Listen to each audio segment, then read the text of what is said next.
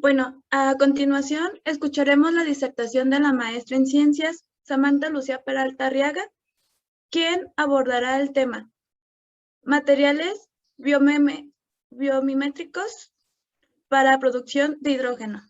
La trayectoria académica de la maestra en ciencias Peralta es la siguiente. Es egresada de la Facultad de Ciencias Químicas, en licenciado en Química Industrial.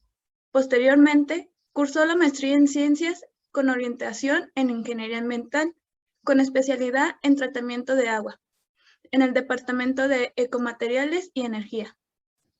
Actualmente, cursa tercer año de doctorado en Química de la Universidad de Sheffield, en Reino Unido. Es especialista en tratamiento de agua, con 4 años de experiencia en la industria, en diversos puestos como asesor técnico, brindando soluciones en tratamiento de agua a diferentes industrias como metalmecánica, alimentos y plásticos, por mencionar algunos. Ingeniero de soporte en acondicionamiento de agua y diseño de plantas de tratamiento de aguas residuales.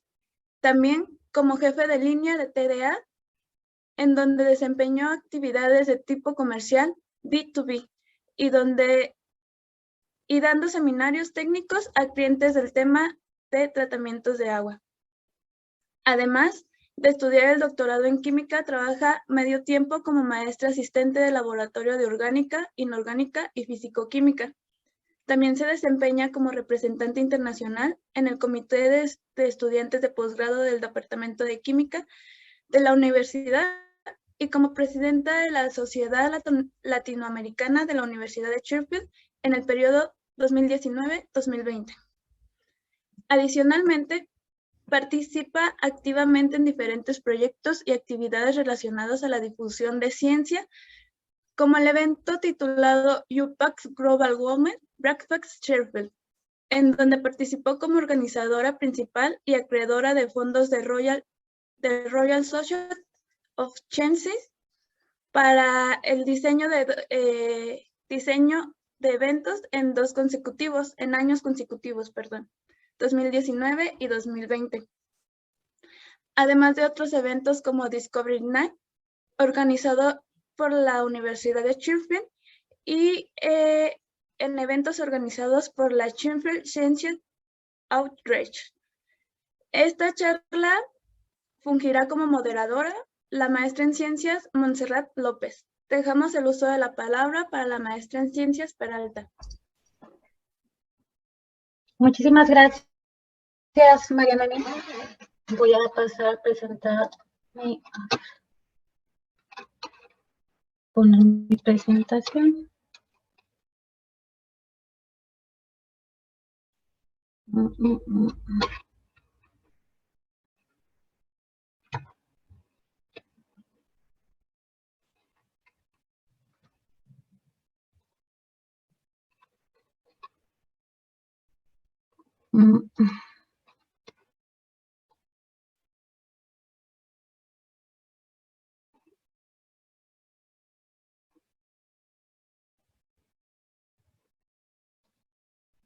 Listo, ¿pueden ver mi presentación ahora? Sí, sí se ve. Ok, muchas gracias. Bueno, muchas gracias, Noemí, por la introducción. Es un placer estar aquí con ustedes y poder platicarles un poco acerca de mi investigación de doctorado. Bueno, actualmente ya estoy en el último año. Y bueno, como comentó, soy egresada de la maestría en ciencias, en donde, bueno, tuve la oportunidad de estudiar con mis compañeros Claudia y Rubén. Entonces, para mí es un honor poder compartir el día de hoy con ellos estas ponencias. El título de mi proyecto, y del cual les voy a platicar el día de hoy, es Materiales biomiméticos para la producción de hidrógeno. Yo me encuentro realizando mi doctorado en química en el Departamento de Química en la Universidad de Sheffield.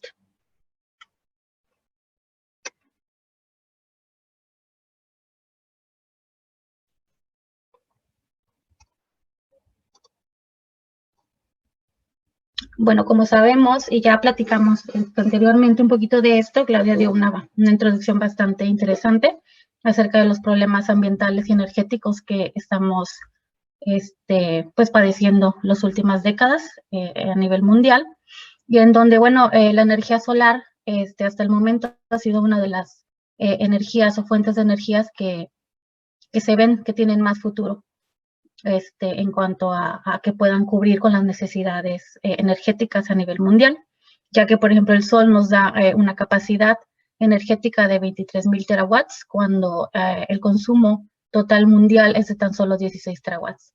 Y bueno, también tenemos por ahí el ejemplo de algunas otras, a ver, permítanme poner el láser, algunas otras tecnologías, como por ejemplo la eólica, que es una de las que nos da también una mayor producción energética, que va desde los 25 hasta los 75. Sin embargo, esto nos puede demostrar que el uso de la energía solar pues es bastante importante, ¿no? Y que hay que seguir por ahí estudiando procesos y diferentes tecnologías que empleen la energía solar como única fuente. Entonces, mi proyecto, o yo me enfoco un poquito más en la investigación de lo que es la fotosíntesis artificial. Como sabemos, la fotosíntesis natural es uno de los mejores ejemplos que podemos encontrar en la naturaleza, en los cuales la luz solar es utilizada como única fuente de energía, en la cual las plantas utilizan la energía solar, la absorben, y de manera química, a través de una serie de procesos químicos, dentro de diferentes procesos fotosintéticos, estas plantas pueden transformar el agua y el CO2 en azúcares, oxígeno y otro tipo de subproductos, mediante el uso de enzimas, las cuales actúan como catalizadores, y también otro tipo de complejos, por ejemplo, la clorofila, que se encuentra dentro de los cloroplastos. Este complejo es una porfirina que tiene un centro metálico activo compuesto por magnesio. Y bueno, así como estas, existen otro tipo de complejos que existen en la naturaleza, y también pues las hidrogenasas. Ellas actúan como enzimas para catalizar la producción de hidrógeno. Estos están de manera natural en las plantas. Y lo que nosotros tratamos es, bueno, pues imitar precisamente este tipo de moléculas mediante la observación y el entendimiento de los procesos fotocatalíticos naturales, para después poder sintetizar este tipo de moléculas en el laboratorio y poder implementarlas en diferentes tipos de procesos fotocatalíticos, ya sea, por ejemplo, la reducción de CO2 para generar combustibles, por ejemplo, metanol o algunos otros, o también, por ejemplo, para producir hidrógeno, el cual, bueno, sabemos que tiene una capacidad energética muy alta, y actualmente ya existen, por ejemplo, vehículos, trenes, etcétera, que trabajan con este tipo de combustible. Sin embargo, se busca producirlo de una manera más sustentable o más amigable con el medio ambiente. Es por ello que, bueno, teniendo el ejemplo en la naturaleza de la fotosíntesis natural, pues qué mejor, ¿no?, que tratar de entenderla y tratar de replicarla para poder utilizar esto como una tecnología y poder producir el hidrógeno de manera totalmente limpia, sustentable, y utilizando este tipo de técnicas. Aquí tenemos un ejemplo de cómo en este trabajo realizado, me parece, por Shang Kun, ellos utilizan una hidrogenasa. En este caso utilizan la hidrogenasa natural. Sé que está ensamblada en unas partículas de dióxido de titanio, y utilizan un complejo de rutenio ensamblado a la misma molécula. Este complejo de rutenio actúa como un fotosensibilizador, que es el cual su trabajo es pues precisamente absorber, al igual que la clorofila, absorber estos fotones que son irradiados de la luz solar para la producción de hidrógeno. Y luego, ¿por qué estamos interesados en estudiar las hidrogenasas? En la naturaleza, las hidrogenasas tienen una alta actividad fotocatalítica, en los rangos de los 6.000 a los 9.000 segundos, a lo menos 1 en turnover frequencies. Y la estructura de este tipo de hidrogenasas está compuesto por dos metales de hierro-hierro, y este tipo de clúster es el denominado o comúnmente llamado como H-cluster. Y este es el sitio activo de todas las hidrogenasas, ya sea en la naturaleza o de manera sintética, ¿no? Y estos pueden estar formados, de níquel, hierro, o solamente un sitio activo de níquel. Sin embargo, las de hierro son las que tienen una mayor actividad fotocatalítica y es por ello que se estudian este tipo de moléculas. Estos son los complejos que más comúnmente son sintetizados en el laboratorio, basados obviamente o inspirados en las hidrogenasas naturales, que son el bencén-ditiolato, el propanditiolato y el azoditiolato. Y si nos damos cuenta, bueno, el H-cluster siempre es el mismo, sin embargo se busca cambiar o poner diferentes tipos de ligandos, es decir, variar esta parte de la molécula, poniendo otro tipo, ya sea un anillo, o a lo mejor dos anillos, o a lo mejor diferentes, ¿no? Y la idea es estudiar cómo cambiar este tipo de ligandos y estudiar cómo ellos afectan, cómo el cambio de estos ligandos va a afectar la actividad fotocatalítica de las hidrogenasas. Y este tipo de complejos con grupos aromáticos son estudiados ya que ellos tienen la capacidad de trabajar en procesos reversibles de 2 electrones con potenciales en el rango de menos 1.3 a 1.67 volts, lo cual está dentro del rango o de los requerimientos energéticos para poder llevar a cabo la producción de hidrógeno a partir de agua mediante un proceso que es conocido como water splitting. Y aquí en este otro ejemplo, este paper publicado por estos compañeros, esta gente, ellos utilizan una hidrogenasa, la cual está conectada o ensamblada a partículas de sulfuro de zinc, y ellos encontraron producciones de hidrógeno alrededor de mayores a 2600.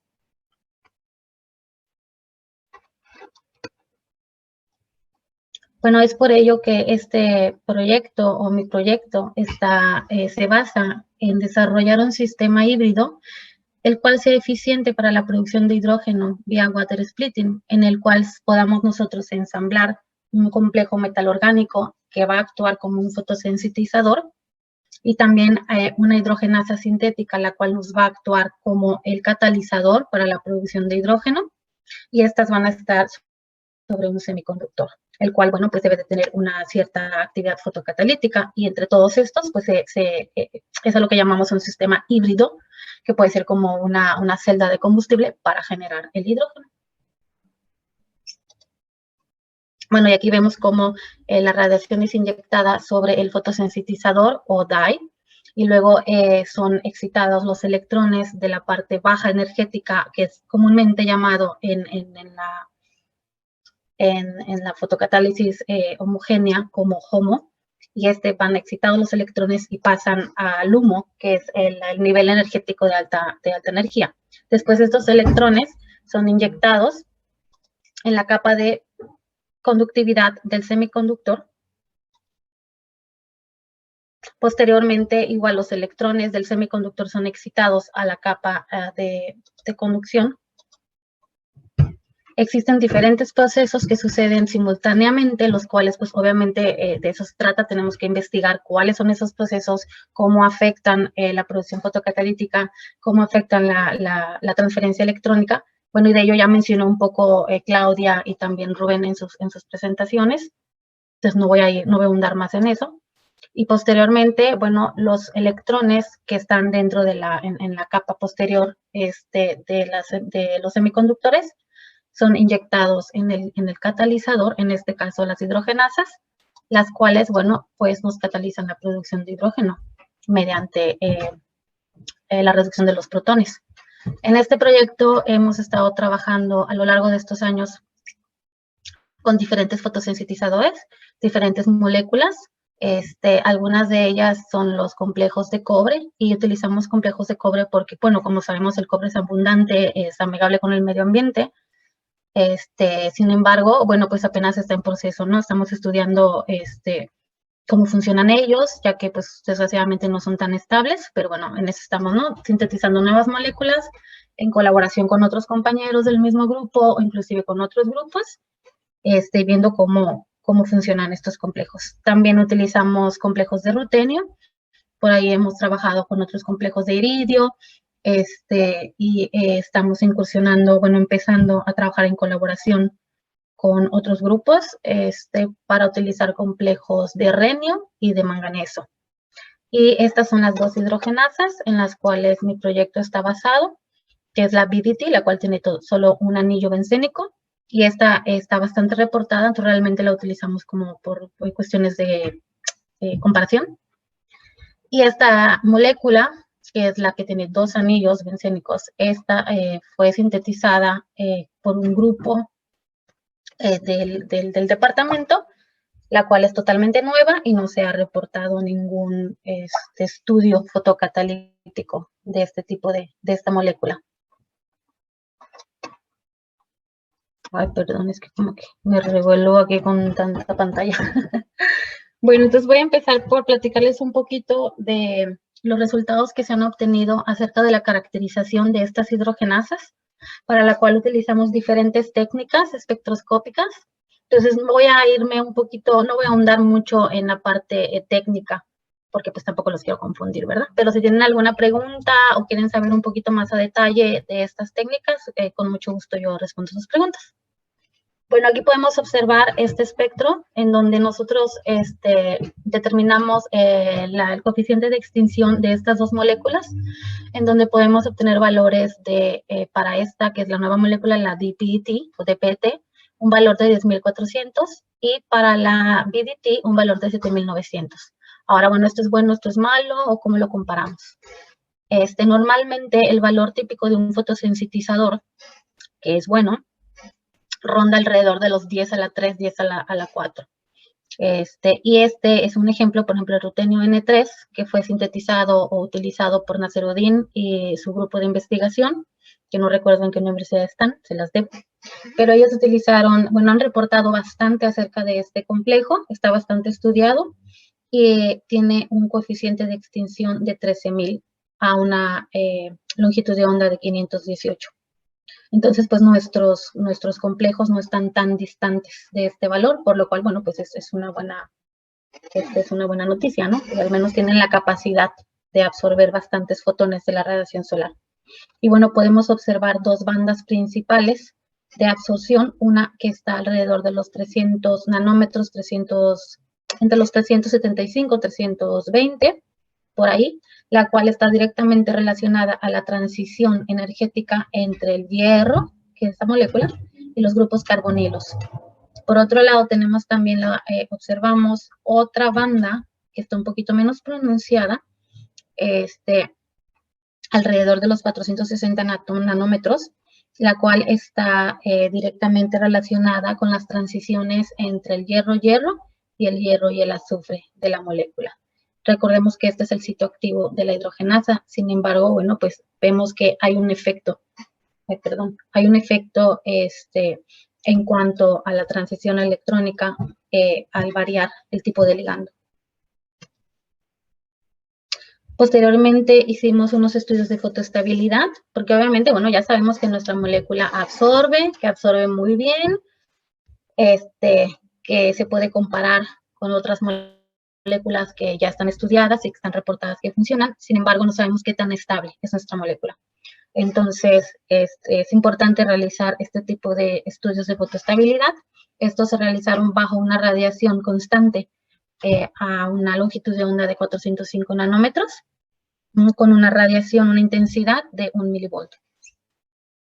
¿Y qué fue lo que observamos? Bueno, se realizó esto también en dos diferentes solventes orgánicos, en diclorometano y en acetonitrilo.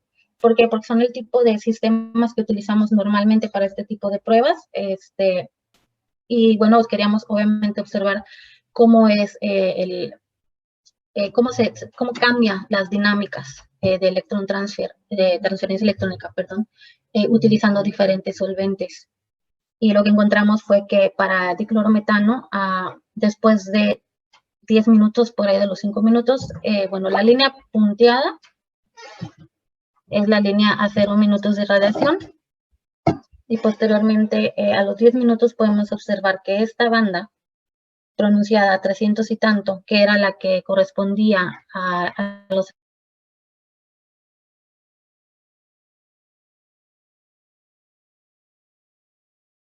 enlaces de hierro y carbonilo, es decir, que es que estos electrones, o estos, perdón, estos enlaces se están rompiendo. Y posteriormente vemos que esta banda, que era la de 400 y tanto, 460, que era la que correspondía a estos enlaces hierro-hierro y hierro-azufre, igualmente se está rompiendo, y es decir que, bueno, la molécula se está rompiendo por estas partes, ¿verdad?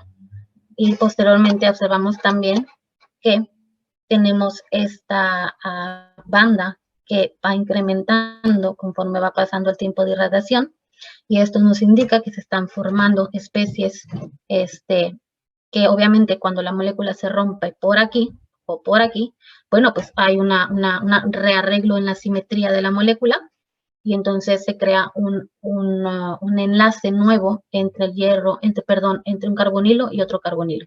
Entonces, estas especies, que son especies superreducidas o especies generadas por el rompimiento de la molécula, son los que nos dan esta absorción a los 700 nanómetros.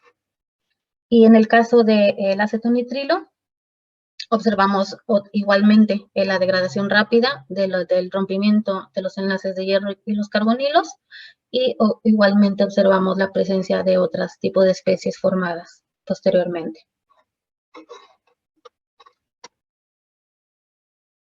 También se realizaron estudios de espectroelectroquímica en el rango infrarrojo. El objetivo principal de este tipo de experimentos electroquímicos es que podamos obtener información tanto electroquímica como espectroscópica en situ, en el mismo momento en el que nosotros estamos, por ejemplo, analizando cómo cambia la molécula ante los procesos electroquímicos, es decir, durante la reducción u oxidación de la molécula. Nosotros podemos ver en tiempo real, mediante la espectroscopía de IR, cómo es que esta molécula va cambiando en respuesta a esta aplicación de potencial. Entonces, aquí en esta imagen podemos observar, este es el proceso de reducción de la molécula, en donde, bueno, nosotros tomamos básicamente analizamos un espectro IR en cada uno de los puntitos que corresponden a cada uno de los colores del espectro. Entonces nosotros podemos ver, bueno, en este punto, qué está pasando con la molécula en este punto, y así, ¿no? Vamos tomando fotografías de la molécula conforme nosotros vamos moviéndonos en el potencial. Entonces, de esta manera lo que podemos observar es que inicialmente tenemos 3 bandas que están posicionadas a 2080, 2043 y 2003. Estas bandas iniciales son las que corresponden a las vibraciones de los grupos carbonilos.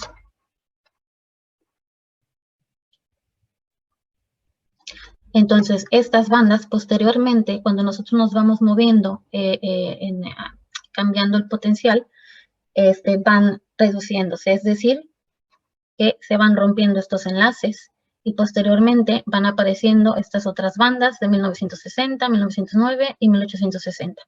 Lo que nos indica aquí es que se están, por así decirlo, produciendo nuevos enlaces, porque obviamente estos carbonilos se rompen debido a la reducción de fierro 1 a fierro 0, y después de la segunda reducción observamos esta formación de estas bandas, las cuales corresponden a especies que se formaron, especies llamadas especies reducidas, en donde se crean enlaces entre los grupos carbonilos, como igualmente les expliqué del proceso cuando aplicamos la radiación solar. Básicamente es la misma dinámica o el mismo comportamiento de la molécula. También adicionalmente observamos la formación de unas bandas a 1680. Estas bandas corresponden a la formación de superespecies reducidas, las cuales no son estables y tienden a desaparecer posteriormente cuando terminamos todo el proceso o completamos todo el proceso de reducción de la molécula. Y en esta otra imagen podemos observar cómo este es el primer espectro, por así decirlo, la primera foto de la molécula antes de empezar el proceso de reducción, cómo va cambiando la molécula, y este es al final de la foto, ¿no? Al final del proceso, la foto final que vendrá haciendo en este proceso, ¿no? Entonces aquí empezamos, pasamos todo el proceso de reducción de un electrón, del otro electrón, y luego estamos aquí, ¿no? Y entonces lo que nos demuestra aquí es que nuestro complejo es reversible al proceso de reducción, lo cual, bueno, pues es lo que estamos buscando precisamente, que sea una molécula estable que que podamos utilizar en el proceso de reducción del agua. Otro tipo de estudios que realizamos son estudios electroquímicos, y uno de ellos, bueno, pues es saber dónde están los potenciales de oxidación y de reducción de la molécula para ver si este rango nos va a permitir trabajar precisamente o tiene la energía necesaria para poder romper la molécula del agua, tanto producir la parte de oxígeno como la parte de hidrógeno. Entonces, bueno, se calcularon los potenciales de oxidación y reducción. El potencial de oxidación es 1.39 volts y el de reducción a menos 1.26, lo cual nos indica que esta molécula tiene la capacidad para realizar el water splitting o el rompimiento de la molécula, visto desde un punto de vista electroquímico. Por otro lado, se realizó un estudio del incremento en la corriente en relación al aumento de protones. Porque como sabemos, esta hidrogenasa lo que va a hacer es que va a agarrar todos los protones y los va a juntar y te va a producir el hidrógeno, ¿no? Entonces queremos saber, ok, bueno, ¿cómo es la corriente cuando está esta molécula en presencia de todos estos protones que se van a generar del rompimiento de la molécula del agua, ver si es estable, si aumenta la corriente, si no. Entonces, este tipo de estudios nos permiten saber el comportamiento. Entonces, lo que se hizo es que se aumentó o se estuvieron poniendo diferentes concentraciones de ácido trifluoro, conocido como TFA.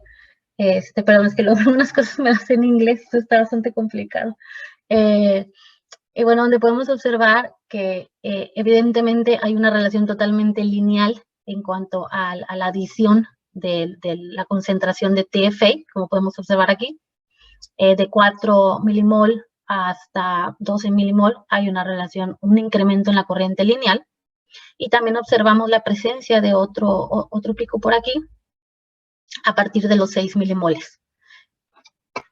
Entonces, esto lo que nos indica es que durante este proceso, se forman especies que están protonadas. O sea, al adicionar tanto ácido, pues obviamente la molécula va a agarrar estos protones o estos hidrógenos y los va a pues, unir, ¿no? a su molécula. Entonces, estas son llamadas especies protonadas. Y estas especies protonadas obviamente también tienen un valor de reducción y de oxidación. Entonces, esas señales que nosotros observamos. Y esto nos ayuda mucho a entender cómo va a ser el comportamiento de esta molécula en un sistema real, cuando nosotros ya estemos en un reactor, por ejemplo, fotocatalítico, produciendo hidrógeno. Entonces, lo que concluimos de este tipo de estudios o de este estudio en específico es, bueno, conocer si tiene la capacidad, en cuanto a potencial y también su estabilidad en presencia de protones. Y, bueno, observamos que sí puede generar, sí puede producir hidrógeno estando en presencia y también que tenemos que tener cuidado por estas especies protonadas. Posteriormente, realizamos también en el laboratorio en donde me encuentro, bueno, en la universidad se encuentra el Ord Porter Laser Laboratory, que es un laboratorio especializado en técnicas ultra rápidas, como lo son TA. Rubén ya explicó un poco de esto, lo cual le agradezco, porque me voy a ahorrar esa plática. No los quiero aburrir platicando lo mismo, entonces me voy a saltar un poquito eso. Bueno, es una foto mía. Ahí, este es el tipo de el setup que nosotros tenemos. Es un equipo Helios ultra fast de Pumpa Prop Setup, que es el mismo que ya se explicó anteriormente. Y bueno, esta foto con gatitos porque me gustan mucho los gatos. Y me la hizo mi estudiante de maestría, muy amablemente. Entonces las quise compartir. Pero bueno, básicamente con la ayuda de estos pulsos de los láseres, nosotros podemos entender los procesos de transferencia electrónica dentro de la molécula. Es decir, cómo se mueven los electrones de la parte, por ejemplo, del H-cluster de este sitio activo hacia el ligando y poder ver el tipo de recombinación que tienen estos procesos, si el tiempo es el adecuado para que esta molécula pueda, por ejemplo, inyectar electrones al semiconductor, o en el caso de los fotosintetizadores, y demás procesos de transferencia electrónica que ocurren dentro de las moléculas y que nos ayudan a entender cómo es que ocurren para después poder manipularlos, que al final de cuentas pues es lo que nosotros queremos hacer, ¿no? Incrementar su actividad para la transferencia electrónica. Y este tipo de técnicas, bueno, trabajan en tiempos de picosegundos, nanosegundos, e inclusive hasta atosegundos. Los equipos que nosotros tenemos, me parece, van hasta los femtoseconds.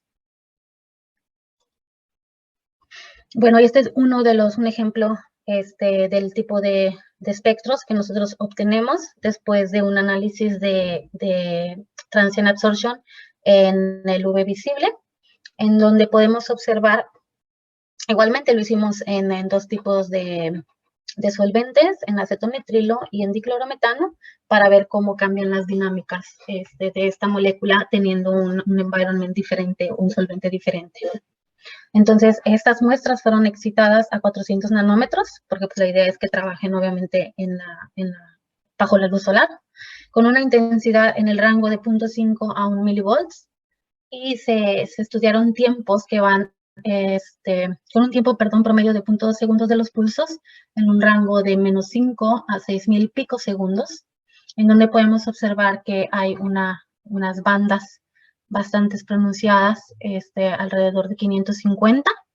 Sin embargo, también hay otras cosas que podemos observar aquí, como por ejemplo es muchísimo ruido, lo cual nos indica que no hay una estabilidad muy grande en relación de la molécula con el diclorometano. Y bueno, las muestras utilizadas tenían una densidad óptica alrededor de 0.7. Y bueno, como les comentaba, se observan unas bandas a 550, que es esta y esta, que es a tiempo a 1 picosegundo. Y conforme nosotros vamos aumentando el tiempo, podemos observar cómo esta banda va desapareciendo, disminuyendo, lo que nos indica que alrededor de 5 o 10 picosegundos, por ejemplo, este proceso ha, por así decirlo, terminado. Es decir, los electrones ya se recombinaron o regresaron a su punto basal de energía. Entonces, esto nos da un indicativo de qué tan rápidos son los procesos que están sucediendo en la molécula. A partir de estos espectros, nosotros calculamos utilizando ciertas funciones gaussianas en un programa llamado Origin. Entonces, nosotros ponemos diferentes funciones. Estas funciones fueron desarrolladas por un compañero del doctorado. Y bueno, ajustamos, ¿no? a estos datos, a estas funciones. Y en este caso, el ajuste que quedó mejor fue con 4 componentes, en donde pudimos entender o encontrar que para los dos casos se tuvo 2 procesos diferentes, es decir, dos procesos a tiempos muy cortos, es decir, menores a 10 picosegundos, alrededor, bueno, de los 10 picosegundos, y otros 2 procesos en tiempos bastante largos que van más allá de los 200 picosegundos.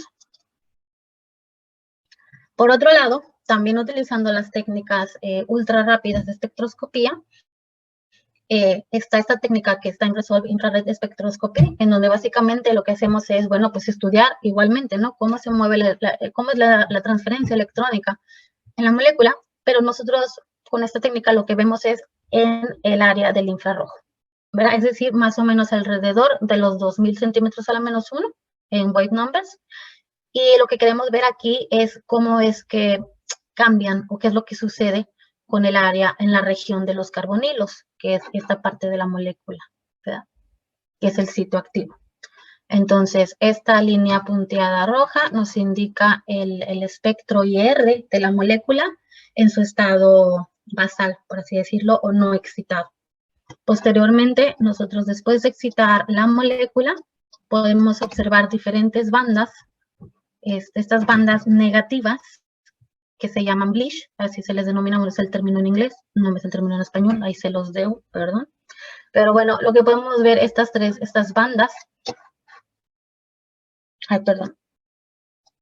están un poquito como shifts o movidas, más o menos de 5 a 20 centímetros a la -1. Y también podemos observar que el valor máximo El valor máximo de ground state se alcanzó a los 10 picosegundos. Y a partir de estos datos pudimos calcular los datos cinéticos de la transferencia electrónica. Igual se tomaron, bueno, pues diferentes longitudes de onda y se hizo el fitting con diferentes funciones exponenciales para conocer el tiempo que tardan estos procesos. Bueno, y se realizó exactamente el mismo estudio para la misma molécula, pero ahora utilizando diclorometano.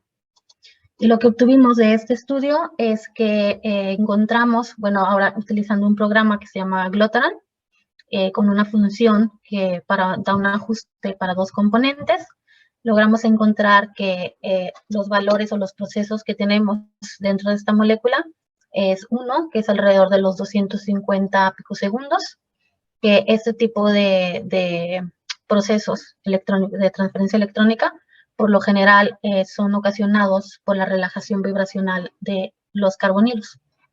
Y tenemos otro tipo o otro proceso, otro tiempo, que es más o menos alrededor de los 10, 11, 12 picosegundos, y estos están relacionados ya sea con el vibrational cooling, que es alrededor de los 20 picosegundos, o con procesos de conversión interna.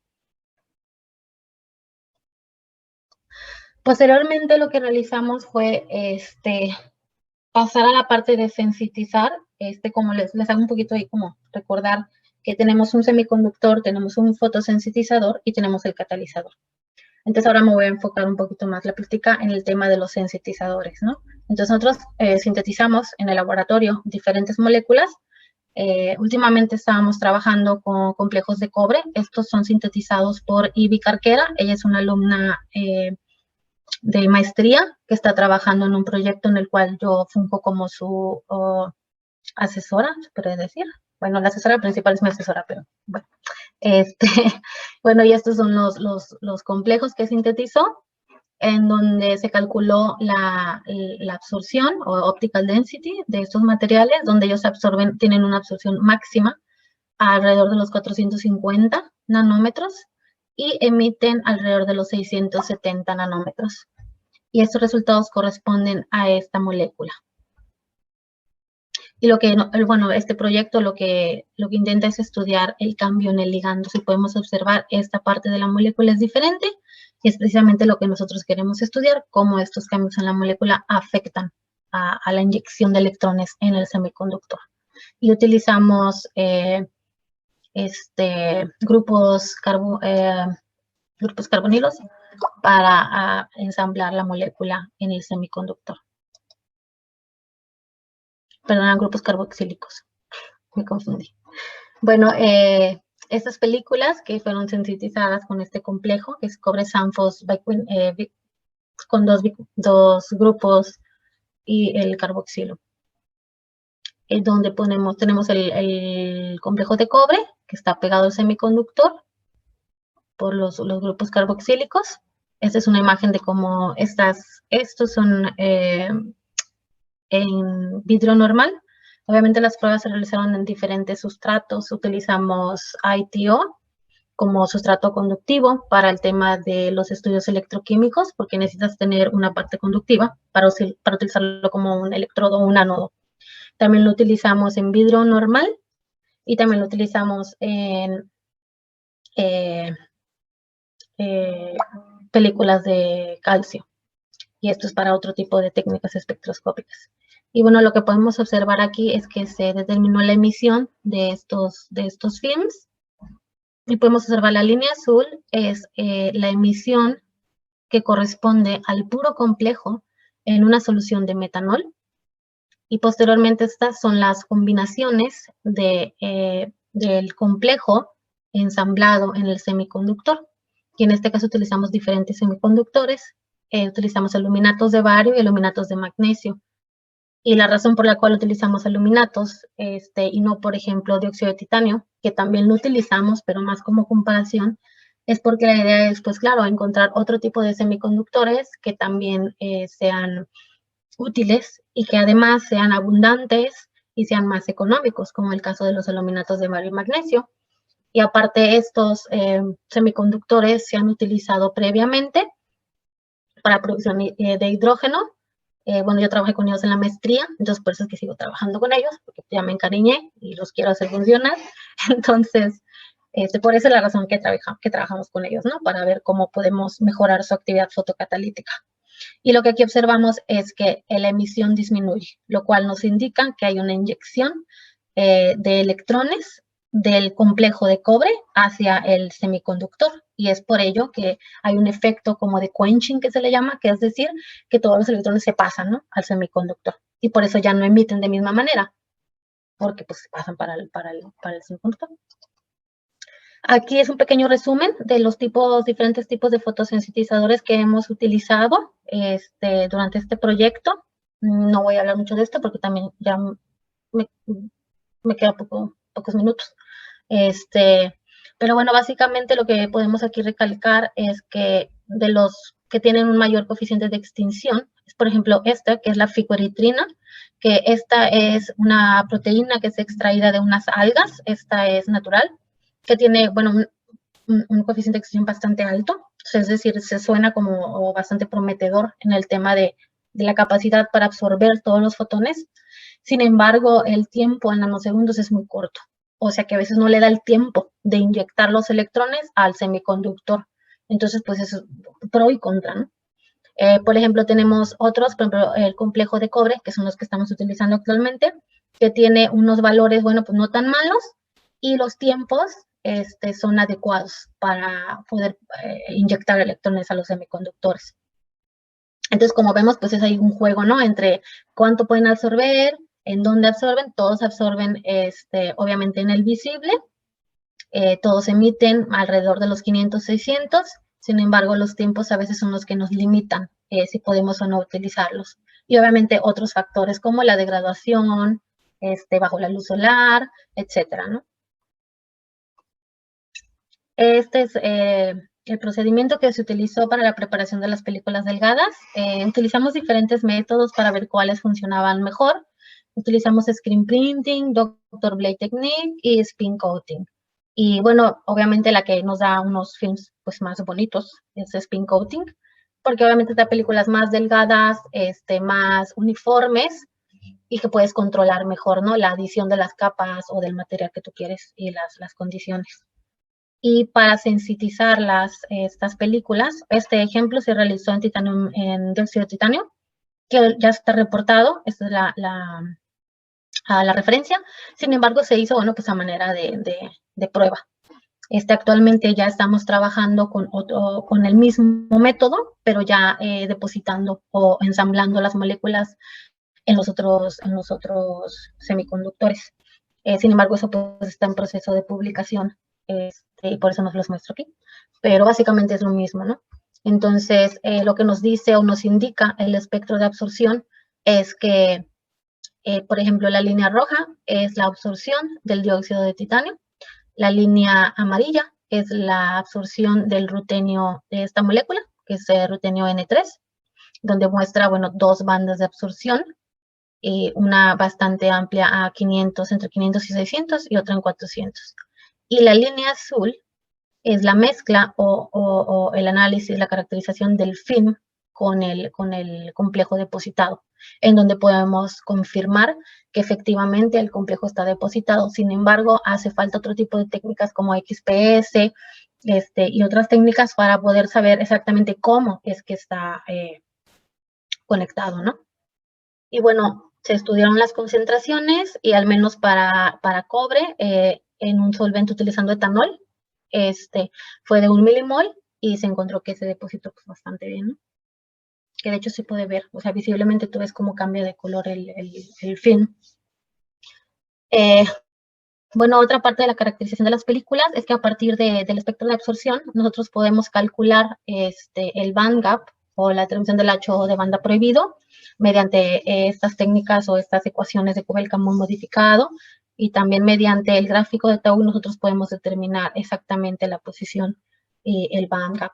Y de aquí, bueno, lo que vale la pena recalcar es que el puro dióxido de titanio tiene un valor de 3.2, en una absorción máxima de 378. Sin embargo, cuando nosotros ponemos el rutenio N3 sobre el dióxido de titanio, este disminuye su valor hasta 2.2 y lo hace activo a una radiación de 563.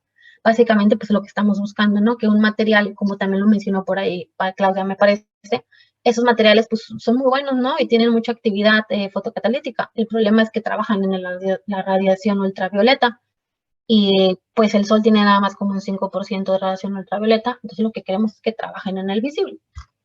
Entonces, bueno, pues esta es una estrategia que se utiliza bastante para modificar los semiconductores y hacerlos activos. Bueno, y también tenemos otro tipo de técnicas de caracterización electroquímica que realizamos. Son llamadas estas pruebas on-off, en donde parecido a las otras técnicas, lo que hacemos es, bueno, irradiar luz en una longitud de onda determinada. Inclusive puede ser a lo mejor con un reactor solar que tiene un amplio rango de longitudes de onda. Nosotros irradiamos el film o el electrodo por 5 o 25 segundos hasta aquí y después apagamos la luz. Entonces nosotros podemos observar los cambios en la fotocorriente generada y a partir de ahí, utilizando la ecuación para el cálculo de la relajación de la fotocorriente generada, nosotros podemos conocer las constantes de recombinación. Y en este caso podemos observar que la constante de recombinación, y la corriente fotogenerada, pues cambia bastante, ¿no? Cuando tenemos el puro titanio dioxide o cuando tenemos sensitizado. Un poco de trabajo a futuro que tengo todavía pendiente es estudiar la actividad fotocatalítica de las películas sensitizadas con diferentes moléculas bajo radiación visible y bueno, ahora sí aplicarlas en un reactor para la producción de hidrógeno a partir de agua. También realizar los estudios de transferencia electrónica mediante técnicas espectroscópicas ultra rápidas como ya las que les mencioné ahí brevemente, que son TRIR y TA, y utilizar nuevos fotosensitilizadores. Actualmente estamos trabajando en un nuevo proyecto para estudiar complejos de renio y de manganeso, que son sintetizados por estudiantes de maestría y nosotros, bueno, su servidora se va a encargar de estudiar cómo funcionan estos complejos, ¿no? Con ayuda de otros compañeros. Por último, me gustaría hacer un pequeño comercial, compartir con ustedes esta información que me encontré.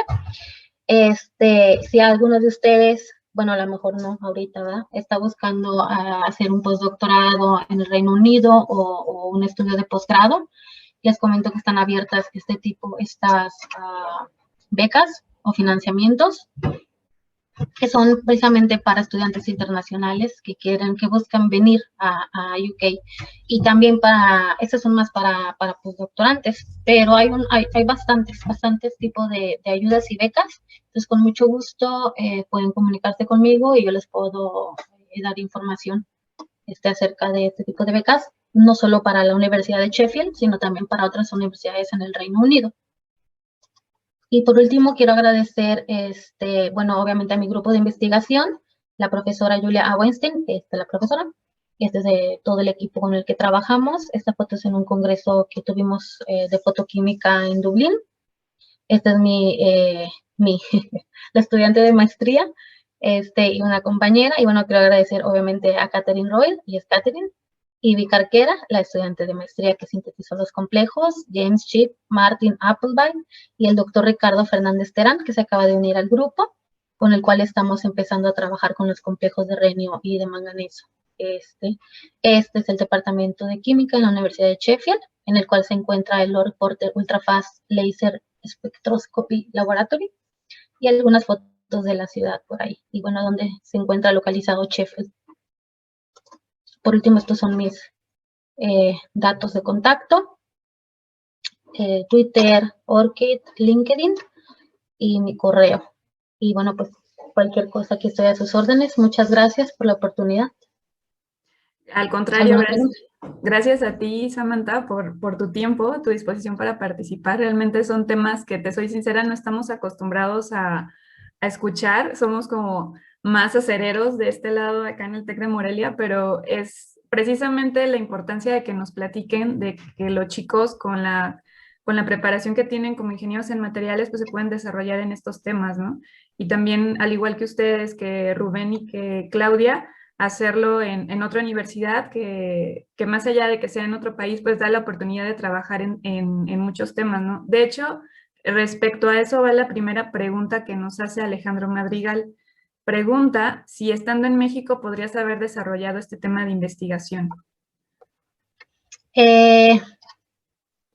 Muy buena pregunta. Yo creo que me atrevería a decir que no sé. Bueno, yo trabajaba en esto anteriormente, o sea, es decir, la parte fotocatalítica y la parte de los semiconductores es algo que desarrollé en México, estando en el departamento de ecomateriales. Y de hecho, actualmente estamos haciendo una colaboración con ellos, en donde ellos están haciendo la parte fotocatalítica y unos estudios de impedancia electroquímica en los semiconductores. Entonces, yo creo que la respuesta es sí podría hacer el mismo tipo de investigación, una parte, porque ya lo hice y trabajan en eso. La parte a lo mejor del tema molecular, al menos no en ese grupo, pero yo creo que hay muchos otros grupos en México que trabajan en áreas similares. Sin embargo, la parte de las técnicas ultra rápidas, sin miedo, a lo mejor me estoy equivocando, a lo mejor Rubén me puede ayudar con ese tema. Creo que en México todavía no se tienen tan desarrolladas estas técnicas. Entonces, a lo mejor hubiera sido un poquito más complicado. Y sobre todo el expertise, ¿no?, del grupo en el que estoy. Pero no sé si eso responda la pregunta.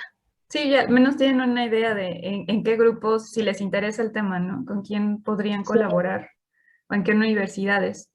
Gladys Durán nos pregunta, bueno, primero te agradece, muchas gracias por compartir la investigación con nosotros. Mi duda es con respecto al tiempo.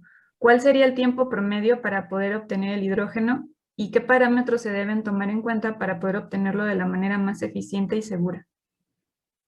Pues las pruebas que nosotros hemos realizado fotocatalíticas van en el rango, por ejemplo, nosotros hacemos irradiaciones o irradiamos la muestra en tiempos, por ejemplo, hasta de 180 minutos, pero lo que hacemos es el cálculo, ¿no?, de la producción. Eso sacamos como un promedio de cuánto se produce por minuto.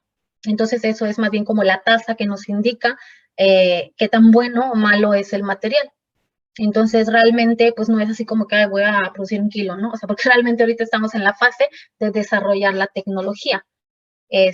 Porque actualmente se utilizan técnicas, por ejemplo, electrólisis, que siguen siendo dependientes de por ejemplo, energías no renovables, o a lo mejor que utilizan paneles solares, pero no es una tecnología que sea autónoma, es decir, no es una tecnología que simplemente utilice el sol y sea como una celda de combustible y pum, tienes el hidrógeno. Entonces, pues no está todavía como tan desarrollada y la manera en la que se hace actualmente no es sustentable.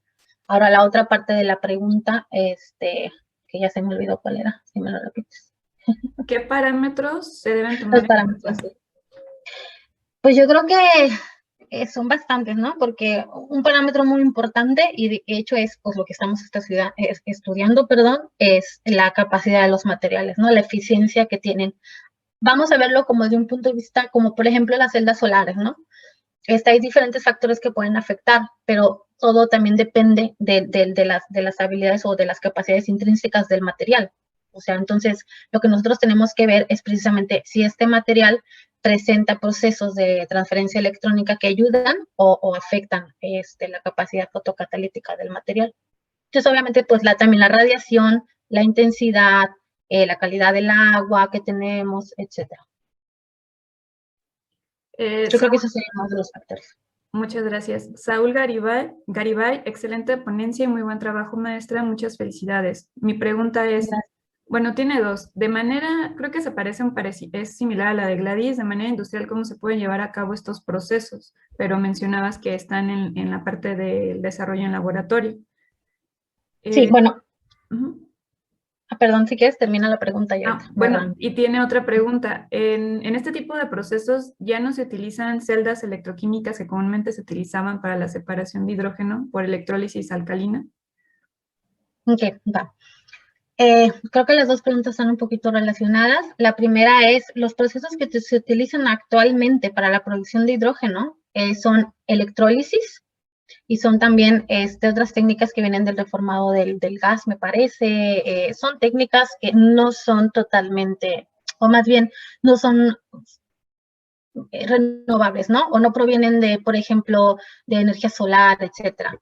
Entonces, por lo tanto, no podemos llamarles totalmente sustentables. Es decir, sí se produce el hidrógeno y es bueno porque cuando haces la combustión, que no es precisamente combustión, pero la combustión del hidrógeno, genera sus productos limpios. Entonces, sí es bueno el utilizar el hidrógeno como combustible, que ya se utiliza. Sin embargo, actualmente los procesos que se utilizan no son 100% renovables. Ahora, esta técnica o esta tecnología que se está desarrollando, que es el uso de la fotosíntesis artificial, todavía no está a un nivel o en su etapa de industrial. Entonces, estamos nosotros tratando de entender cómo funciona y cómo podemos imitarla y cómo podemos generar estas celdas de combustible imitando a la fotosíntesis artificial. Entonces estamos en la etapa como de desarrollo. Pero bueno, la idea es que un día, en un futuro, se pueda lograr esto y a lo mejor si no es para producción de hidrógeno, los fundamentos son los mismos para la reducción de CO2 en el medio ambiente y esto nos puede generar también productos o combustibles de interés. Florelia García, muchas gracias por su ponencia. Muy interesante el tema expuesto. Mi duda sería, ¿cuál es el proceso durante su investigación en el cual ha surgido mayor complicación? Pues yo creo que entender mucho de la parte molecular, ¿no? O sea, como yo soy química, entonces, pues ciertas cosas no se me complicaron, ¿no? Pero viniendo de un área de investigación en donde estaba totalmente, por ejemplo, estudiando semiconductores, que es un área más de fotocatálisis heterogénea, en un sistema, bueno, totalmente sólido, con una interfase líquido-sólido, que es el semiconductor con el agua. Bueno, ahora me moví a un área que es totalmente diferente. Es muy parecida en cuanto a fundamentos, pero las dinámicas que hay o las cinéticas de transferencia electrónica son muy diferentes y muy complicadas y se rigen por leyes diferentes.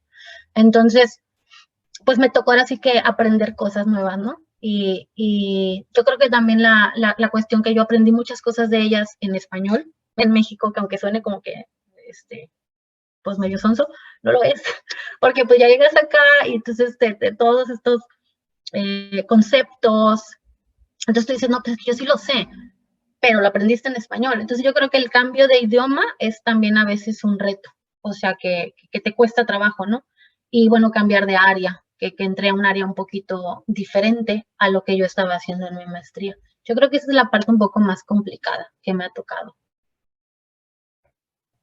Muchas gracias. Fíjate que hay muchas preguntas en la Q&A, nada más que por tiempo, como todavía vamos a hacer lectura de tu reconocimiento, ya no nos queda. Si nos puedes apoyar para contestar y que los chicos no se queden con la duda, o si bien también escribirnos tu correo de contacto para que ahí te puedan hacer directamente las preguntas. Claro que sí, con mucho gusto, ahorita ahí les contesto. Y si no, pues ahí me mandan correo. Muchas gracias. Voy a dar paso a la lectura de tu reconocimiento. El Tecnológico Nacional de México, Campus Instituto Tecnológico de Morelia, otorga el presente reconocimiento a la maestra en ciencias Samantha Lucía Peralta Arriaga por su valiosa participación como ponente de la conferencia Materiales Biomiméticos para Producción de Hidrógeno, enmarcado en las actividades de las 22ª Jornadas Internacionales de Ingeniería en Materiales en el marco del Congreso Multidisciplinario de las Ingenierías 2021, Morelia, Michoacán, a 28 de mayo del 2021, y firma el director de esta institución, el doctor José Luis Gil Vázquez. Y bueno, Samantha, solo me resta de nuevo darte las gracias. Estuvo bastante interesante, nos quedamos con un montón de preguntas, pero estoy segura que te van a escribir para que también, si hay muchos interesados, ya también nos están dando tips en caso de que se quieran ir a estudiar para allá. Y bueno, esperamos que por la situación pues hemos tenido que hacerlo virtual, ¿no? Pero ojalá en un futuro nos puedan acompañar, ya que regresemos a las actividades. Claro que sí, muchas gracias. No, a ti.